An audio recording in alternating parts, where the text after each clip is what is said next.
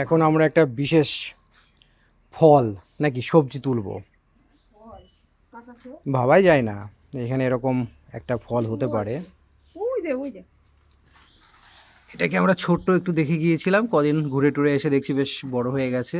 এই দেখো এই যে এই পোকা আবার হচ্ছে। এখানে দিয়েছে, এই দেখো দাঁড়াও কেটে আবার দেখতে হবে এই আদৌ ভালো আছে কিনা। ওহো, বহু রকম কাণ্ড করেছে। একটা কুমড়ো হলো। তাও আবার ফুটো এই ফুটো জায়গায় জায়গায়। খাওয়া যাবে না? না মনে হয়, যা, দেখা যাক।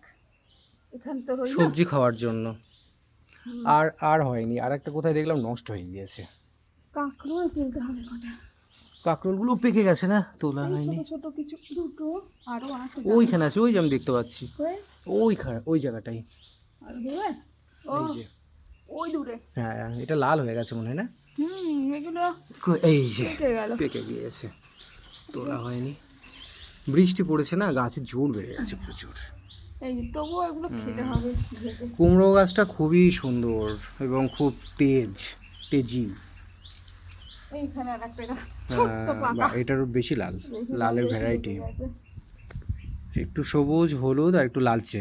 পোকা ফুটো করে দেয় তো সব ওই ফলগুলোতে। একটা আছে কিন্তু ওটা ছোট খুব। খুব ছোট, ছোটতেই লাল হয়ে গেছে। হামলা দিতে হবে, হামলা তো একবার কীটনাশক দেওয়া দিতে হয়েছে। হবে। কীটনাশক না দিলে হবে না। হামলা। কুমড়োর পাতাগুলো কত বড়! না এটাকে সরিয়ে দিতে হবে। কুমড়োর পাতা খাওয়া যায় না? লঙ্কা গাছটাকে দিচ্ছে 12টা বাজিয়ে। তোমার সে নাগা। হ্যাঁ নাগা লঙ্কা দেখো লাল হয়েছে। তাই তো, এই যে, খুব ভালো। আসলে এবার গোলতার বাসাটাকে দেখাই, সবগুলো দেখাই।